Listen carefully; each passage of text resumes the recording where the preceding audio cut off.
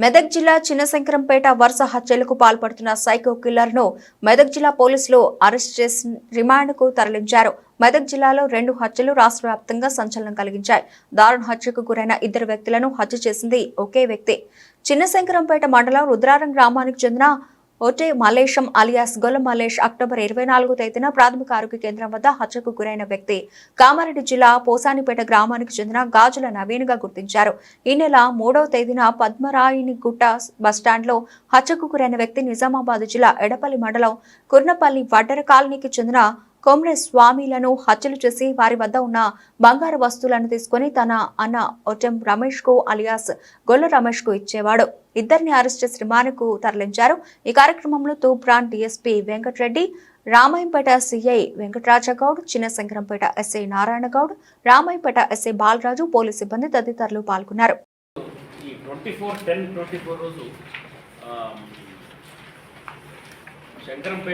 Chinna Shankarampet PHC centre దగ్గర ఒక unknown car and dead body ఉన్నట్టుగా మార్నింగ్ ఇన్ఫర్మేషన్ వచ్చింది. ఇమ్మీడియట్గా పోలీసు అక్కడ పోయి న్యూస్ టీమ్ తోటి అవన్నీ చూసి ఎఫ్ఐఆర్ చేసి పోస్ట్మార్టం పంపడం జరిగింది. ఆ డెడ్ బాడీ కూడా మనం 1 వీక్ దాకా ప్రిజర్వ్ చేసాము. డెడ్ బాడీ ఐడెంటిఫై కాలా, దానికోసం చాలా ట్రై చేసినాము. ఆ కేసు ఇన్వెస్టిగేషన్ చేసే క్రమంలోనే మళ్ళీ 3/11 రోజు అంటే వితిన్ 10 డేస్లోనే మళ్ళీ ఒకళ్ళ శివంపేట ఊరు శంకరంపేట ఊరు దాటి ముందు రైట్ సైడ్ ఒకటి బస్ షెల్టర్ ఉంది, దాన్ని ఎక్కువ యూజ్ చేయలేరు. ఆ బస్ షెల్టర్లోనే ఒక మనిషి మళ్ళీ అన్నోన్ డెడ్ బాడీ కాలి అంటే చంపి రాయితో కొట్టిన తర్వాత ఒంటి మీద బట్టలకు నిప్పి పెడితే కాలిపోతుంది. ఆ డెడ్ బాడీ మళ్ళీ మనకి దొరికిన తర్వాత ఆ డెడ్ బాడీ కూడా ఫస్ట్ ఐడెంటిఫై కావాలి. ఈ క్రమంలో ఇంకా ఫస్ట్ అప్పుడే మేము చాలా ఇండస్ట్రీలు ఉన్నాయి కాబట్టి వాటి మీద ఎవరున్న బయట నుంచి వ్యక్తులేమో అందుకే ఐడెంటిఫై కావట్లేదు, మేము అటు డైవర్ట్ అయింది. దాని తర్వాత ఇది అయిన తర్వాత మళ్ళీ దాన్ని మొత్తము ఈ తూఫ్రాన్ డిఎస్పీ గారు, తర్వాత రామాయంపేట సిఐ గారు, తర్వాత ఎస్ఐ శంకరంపేట, ఎస్ఐ రామాయంపేట అందరూ ఆ టీం మొత్తం కూడా ఒక 3-4 టీంలు ఫామ్ చేసుకొని దీన్ని టెక్నికల్ ఎవిడెన్స్ తీసి ఎక్యూజులు పట్టుకోవడం జరిగింది.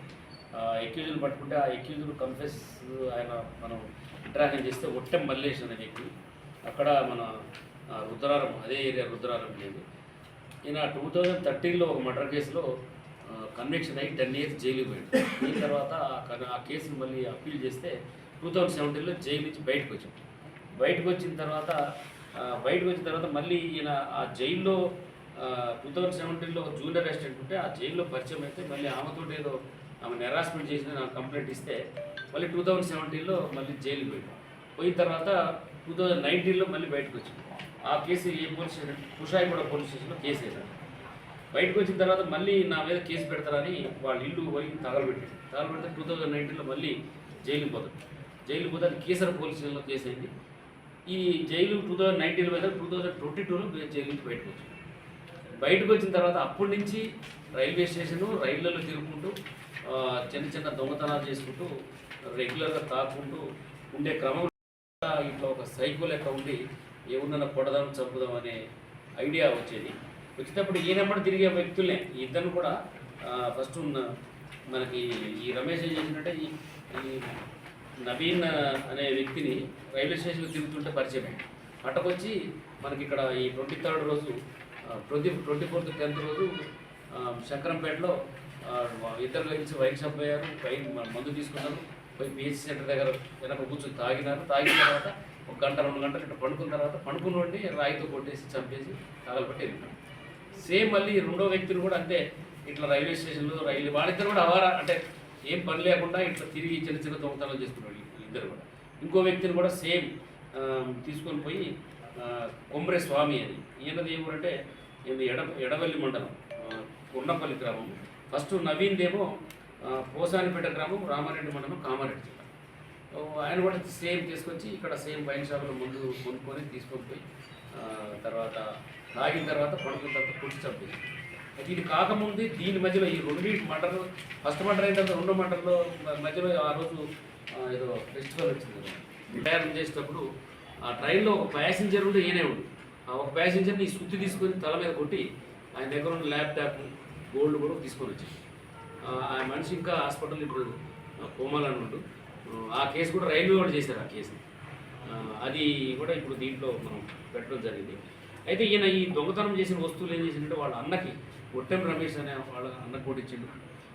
తర్వాత ఇట్లా ఈ తాగినప్పుడు సైకో అయ్యి చంపే దానికి తయారైపోయింది. దాని చాలా చిన్న చిన్న దొంగతనాలు రైల్వేలో తిరుగుకుంటూ రోజు రైల్వేలో తిరుగుడు, ఈ రైల్వే స్టేషన్ పడుకోవడం, మళ్ళీ రైలు ప్రయాణం చేసుకుని ఇంకో రైల్వే స్టేషన్ పడుకోవడం. ఇదే లాస్ట్ ఈ 22లో జైల్లో నుంచి వచ్చింది ఇప్పుడు దాకా. ఇప్పుడు అవన్నీ కూడా ఇన్వెస్టిగేషన్ చేస్తున్నాము. ఇప్పుడైతే మన దగ్గర మన 2 మర్డర్ కేసులు, తర్వాత ఈ ట్రైన్లో చేసింది 2 కేసులు, మొత్తం 4 కేసెస్. 4 కేసెస్లో కూడా మనకి ఇప్పుడు ఈ ల్యాప్టాప్ ఒకటి, 5 మొబైల్ ఫోన్స్, ఒక గోల్డ్ చైన్, గోల్డ్ రింగు, ఒక సుత్తి కూడా ఇంత దగ్గర రికవర్ చేయడం జరిగింది. ఇప్పుడు అరెస్ట్ చేసి కోర్టులో ఇచ్చేస్తాం.